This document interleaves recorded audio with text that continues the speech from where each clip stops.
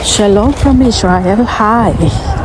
මැද පෙරදිග උණුසුම් වේගෙන යන මොහොතක මට හිතුණා සුළු මොහොතකට ඔබ සමග මේ සිදුවීම් කිහිපයක්ම බෙදා ගන්න. විශේෂයෙන් අරගල කරුවන්. අරගලයක් ජනාධිපති ඩොනල්ඩ් ට්‍රම්ප්ටවත් බෙන්ජමින් නැතෑනියාහටත් උවමනාවට කරන්න පුළුවන් දෙයක් නෙවෙයි. ඔබට මතක ඇති පසුගිය යුද්ධයේදී ඒ කියන්නේ දින 12 ඉරානයත් සමග පැවති යුද්ධයේදී රෙජිම් චේන්ජ් එකක් ගැන කතා කරනකොට බෙන්ජමින් නැතෑනියාහු ඉදිරිපත් කරේ සෙනග ඒ කියන්නේ ඉරාන ජනතාව එවැනි දෙයකට සූදානම් නැහැ කියලා. ඒ අය බලාපොරොත්තු වුණත් එවැනි දෙයකට සූදානම් නැහැ කියලා. ජනතාවගේ සූදානමක් නැතුව මේකට කොයිතරම් සතුරු රාජ්‍යයක් තිබුණත් එහෙම ලේසියෙන් මිනිසුන්ව කැඳව ගන්න බෑ. මේක අපිට හොඳම උදාහරණයක් තමයි අපේ අරගලය. අපිට අරගල කරන්න හේතු තිබුණා. මුළු සෙනගටම එළියට බහින්න හේතු තිබුණා. සෙනගට ගෙට වෙලා ඉන්න පුළුවන්කමක් තිබුණ නැහැ. ගෙදර කණ්ඩ බොන්න නැහැ. ගෙදර හිස්. ගෙදර දරුවෝ අඬන්න පටන් ගත්තා. ගෙදර ඇතුලේ යුද්ධයක් තියෙද්දි තමයි එළියට බහින්නේ. අන්න ඒ හේතුව තමයි ඉරානෙටත් ඇති වුණේ. සාධාරණ හේතුවක් මිනිසුන්ගේ සාධාරණ කෑගැසීම. මේක බොහෝ අවස්ථාවල මේ අය මේ හඬ නැගුවා සාමාන්‍යයෙන් ඉරානයේ ජනතාව විසින්. ඔවුන් කරේ අර වතුර රබර් බෝලයක් තියෙන රබර් බෝලයක් වතුර තද්ද කරලා අල්ලගෙන ඉන්නකම් ওই රබර් බෝලේ ඇතුලේ තියාගෙන ඉන්න පුළුවන්. හැබැයි රබර් බෝලේ අතාරපු ගමන් නැවත උඩ එනවා. මෙන්න මේ වගේ දෙයක් තමයි ඉරාන ජනතාව සමග අල් ඛමේනි එහෙමත් නැත්නම් ඔය ත්‍රස්තවාදී ආගමික නායකයා යටපත් කරගෙන තියාගෙන තිබුණේ. මේක විටින් විට මේ රබර් බෝලේ උඩ පැන්නා. ඒ විතරක් නෙවෙයි. පසුගිය දවස්වල සාමාන්‍ය ඉරානයේ සොල්දාදුවන් ඉරානයේ තියෙන නීත්‍යානුකූල හමුදාවක් ඉන්නවනේ අල් ඛමේනිගේ ත්‍රස්තවාදී හමුදාවට ඇර ඔය හමුදාවේ සමහර බටයන් සමහර ඔය සමස්තයක් හැටියට ගත්තොත් ඔය හමුදාව ඔවුන් කැමති වුණේ නැහැලු සාමාන්‍ය ජනතාවට එහෙම වෙඩි තියන්න. ඒකට හේතුව තමයි ඔවුන් නිතරම ප්‍රශ්නය නැගුවේ සාමාන්‍ය ජනතාවට අපි කොහොමද වෙඩි තියන්නේ? සමහර වෙලාවට මේ අපේ පවුල් වල අය, සමහර වෙලාවට අපේ මේ එහා පැත්තේ ගෙදර අය, අපේ අල්ලපු ගෙදර අය, නැත්තම් අපි නිතර දෙවේලේ දකින්න මුහුණු ඉන්නවා. කොහොමද අපි වෙඩි තියන්නේ කියන ප්‍රශ්නාර්ථය ඔවුන්ට නැගුණා. මේ ගැන හඬ මට අන්තර්ජාලයෙන් ඇහුණා. ඉතින් ගොඩ දෙනෙක් මේ සම්බන්ධව කතා කරා. ඉරානයේ ඇතුළේ ඉන්න අය මේ සම්බන්ධව කිව්වා. නමුත් මේ ත්‍රස්තවාදී ආගමික නායකයා කරේ එයාගෙම ඉන්නවනේ මැරකණ්ඩායම් මැරකල්ලි. ඒ වගේම මුළු ලෝකේ පුරාම ව්‍යාප්ත කරලා තියෙන ඔහුගේම කොහොමත් හැමතැනම ඔහු හදන ත්‍රස්තවාදී පැටවුනුත් ඉන්නවනේ. මෙන්න මේ ත්‍රස්තවාදී කල්ලි විශේෂයෙන්ම ඉරාක් පැත්තේ එහෙම ඉන්න මැලේසියා කණ්ඩායම ඇතුළු මේ ඔහුගේ ත්‍රස්තවාදී රෑන් ටික අරගෙන තමයි ගොඩාක්ම මේක මර්ධනය කරේ. ඉරානයේ වෙඩි වැදුණු සෙනග, ඒ වගේම ඉරානයේ බැට කාපු, ඉරානයේ ගුටි කාපු, ඉරානයේ පිහියනුම් ලැබුණු මේ අය රෝහල් ගත වෙනකොටත් ඔවුන්ට ප්‍රතිකාර කරන්න එපා කියලා නීතියක් දාලා තිබෙනවලු වෛද්‍යවරුන්ට. ඔවුන්ට ප්‍රතිකාර කරන අයට දැඩි දඬුවම් කියන දේ තමයි කිව්වේ. ටිකක් හිතලා බලන්න වෛද්‍යවරයෙක් ඇතුළු රෝහල් කාර්ය මණ්ඩලයට පනාදින අසරණ වෙච්ච රෝගියෙක් අසරණ වෙච්ච මේ මැරෙන්න පනාදින කෙනෙක් දිහා බලාගෙන ඉන්න වෙන එක කොයිතරම් අසරණකමක්ද? මේක හිතා ගන්න පුළුවන්ද? ඒ විතරක් නෙවෙයි ලේ විලක් මැද ලේ ගලන කෙනෙක්ට අර ගෝස් කෑල්ලක් තියලා ඒ ලේ නතර කරන්නවත් ඒ පහසුකනුත් නැහැලු. ඒ තරමටම මිනිස්සු ඒ තරමටම බාගෙට මැරිච්ච මිනිස්සු රෝහල් වල කැමරු දෙන හඬ මේ කෙදිරිලි හඬ අස්සේ කිසිම දෙයක් කරන්න බැරි රෝහලක වෛද්‍යවරු සහ කාර්ය මණ්ඩලය ඊට වඩා අසරණ තත්වයක පනාදින රෝගයට වඩා අසරණ තත්වයක ඔවුන් ඉන්නවා කියලා තමයි මට හිතෙන්නේ. ලංකාවේ යුද විශ්ලේෂකයන් ඉන්නවා විවිධාකාරයේ.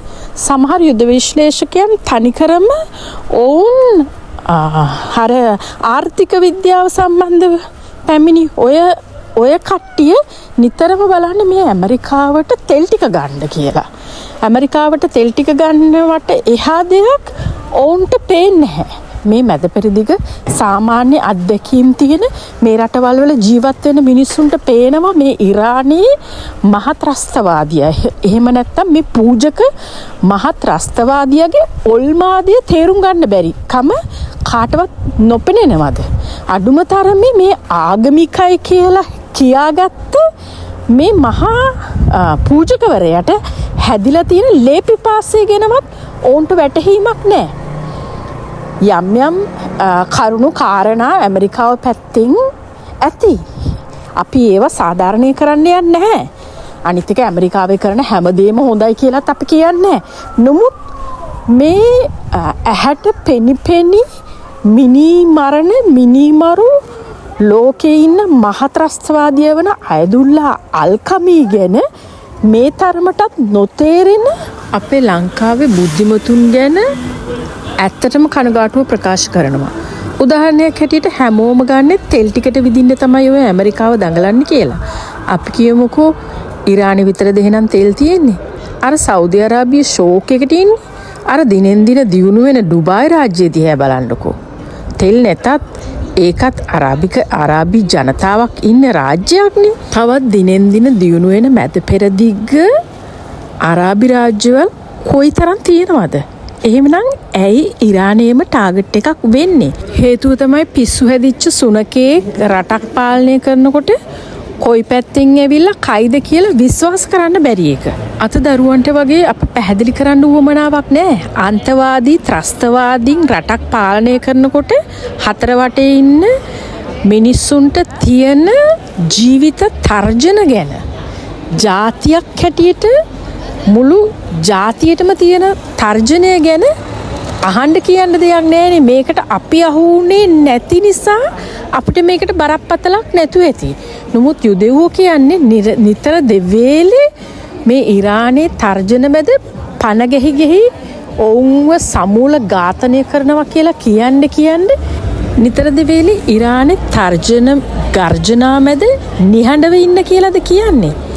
ඇත්තටම සමහර ඔය උගතුන් වියතුන් කියලා ලස්සනට වාඩි වෙලා හරි අපූර්වට ඇමරිකාවෙන් තෙල් ටික ගන්න වැඩක් කියලා කියන එක ගැන ලැජ්ජා සහගතයි. තම රටේ පුරවැසියන් ගැනවත් හිතන්නේ නැතුව ඒ පුරවැසියන්ට කණ්ඩ බොණ්ඩ තියෙන ඒ පුරවැසියන්ට සැපසේ ජීවත් වෙන්න තියෙන මුදල් වලින් වටේම ඉන්න රටවල් වල සමූල ඝාතනය කරන්න න්‍යෂ්ටිකාවි හදන්න ඒ වගේම මිසයිල හද වටේම තියෙන රටවල් වලට තර්ජනය කර ඉන්න මේ වගේ උන්මත්තකයෝ ඉන්නකම් උන්මත්තක රටවල් තියෙනකම් අර වගේ ප්‍රබල රටවල් බලාගෙන ඉඳීද?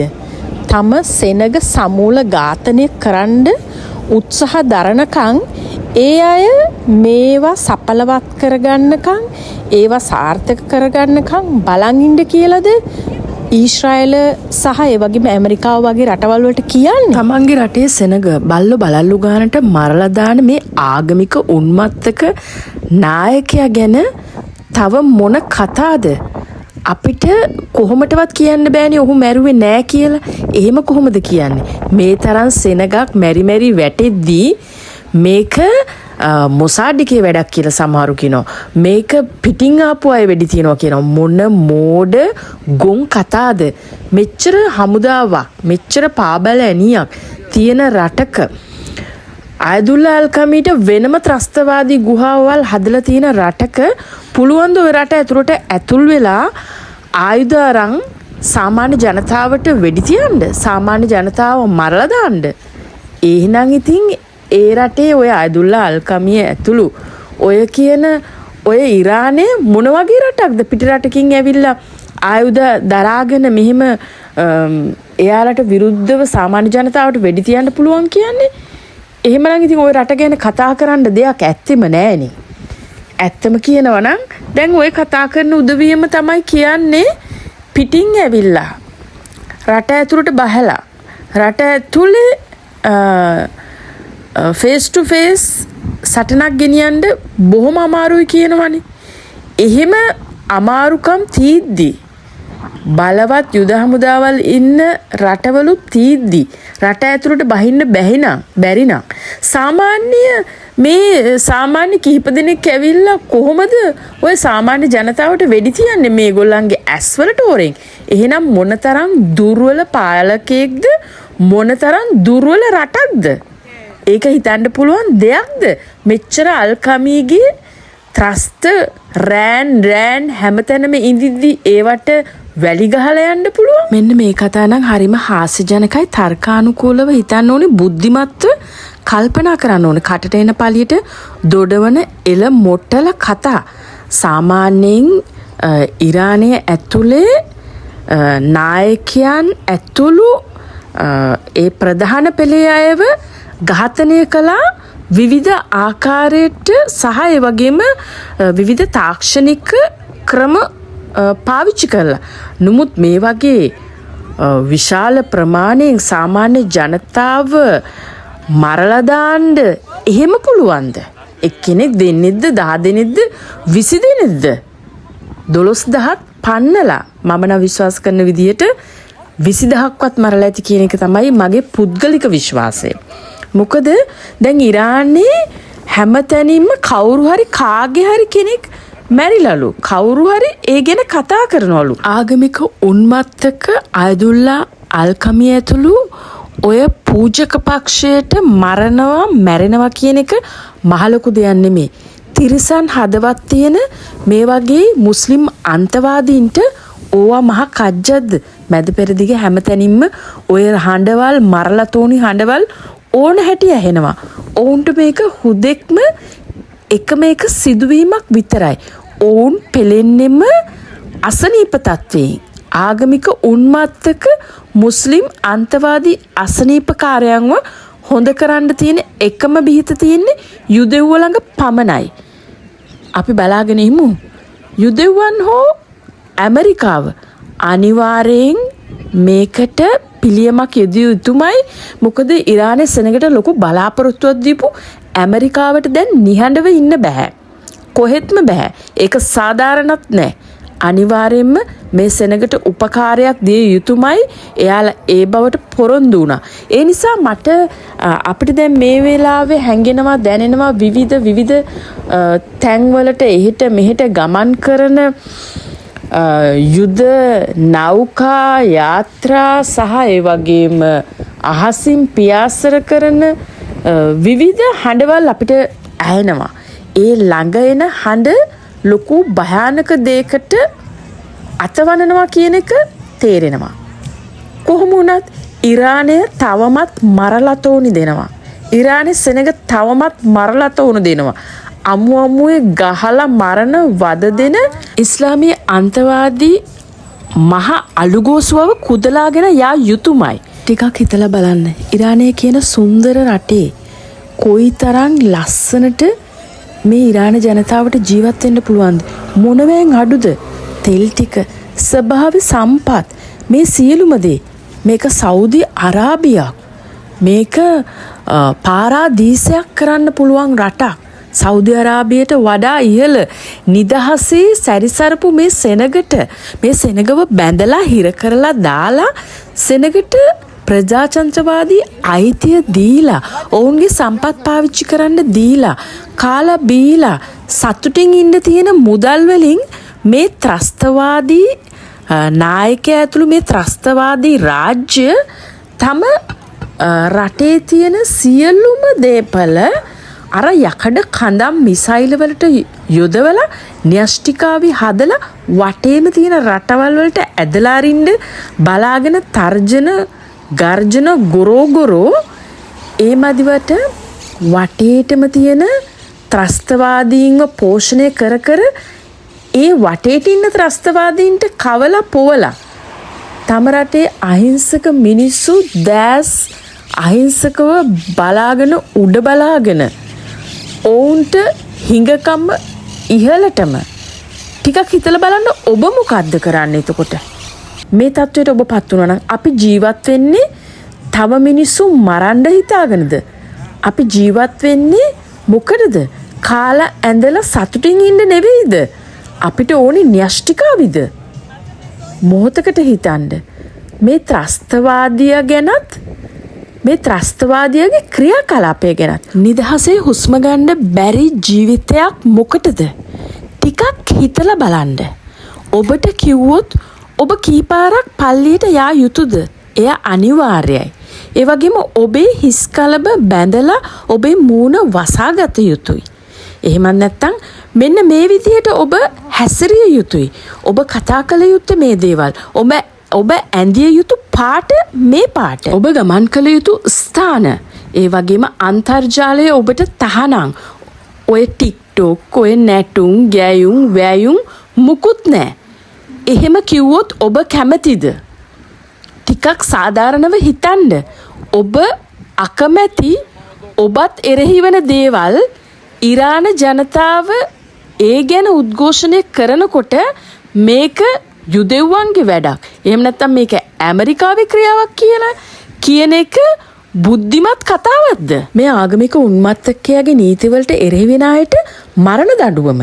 මේ මරණ දඬුවම දෙන්නේ ස්ත්‍රී දූෂකයන්ටද? එහෙම නැත්නම් මිනිමරුවන්ටද? නෑ. මේ ඔහු කියන ආකාරයට ඔළුව වහගත්තේ නැත්තම්, එහෙම නැත්තම් ඔහු කියන පිළිවෙලට ජීවත් වුණේ නැත්තම් ඔහුට විරුද්ධ වෙන අයට තමයි මේ මරණ දඬුවම. සමහර වෙලාවට ඔවුන්ව කුදලගෙන යනවා. ආපහු ඔවුන් නැවත එන්නේ නැහැ. ගහලා මරලා විවිධ දේවල් හොයන්න නැහැ. අද ඉරානයේ ඝන අන්ධකාරයේ නිහඬයි මරලතෝනිය. අපි බලාගෙන ඉමු පොරොන්දු වුණු උපකාරය ඉතාමත් ඉක්මනින් පැමිණෙයි කියලා. මම වරුණීස් ට්‍රැවල් ගිහින් එන්න. channel එක subscribe කරලා නැත්නම් මේ දැන්ම subscribe කරලා අපහා එකතු වෙන්න. ඔබේ වටිනා කමෙන්ට් එකට බෙහෙවින්ම ස්තුතිවන්ත වෙනවා. ඒ වගේම ඊශ්‍රායලයේ උණුසුම් පුවත් ඉතාමත් ඉක්මනින් රැගෙන එන බලාපොරොත්තුවෙන් ඔබට සමු දෙනවා. මම වරුණීස් ට්‍රැවල් සුබ දවසක්.